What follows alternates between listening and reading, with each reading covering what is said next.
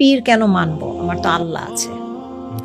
তো এই যে পীর কেন মানবো আমরা আল্লাহ, একটা ফার্সি শব্দ, এটা অ্যারাবিক শব্দ না। অ্যারাবিকে ইট ইজ দ্য টার্ম মুর্শিদ, which means a guide. And মানে ওকে, এখন প্রথম এখানে অনেকগুলা এলিমেন্ট চলে আসে। প্রথম এলিমেন্ট হচ্ছে আমার তো আল্লাহ আছে, আমার পীরকে মানা দরকার নেই। প্রথম কথা হচ্ছে আপনি কিন্তু পীরকে, আল্লাহ রাব্বুল আলামিনের সাথে কিন্তু কেউই নেই। He is alone, he is about everything. And পীরকে আপনি মানছেন বলতে আপনি কিন্তু ওনাকে আল্লাহ হিসেবে মানছেন না, আপনি ওনাকে টিচার হিসেবে মানছেন।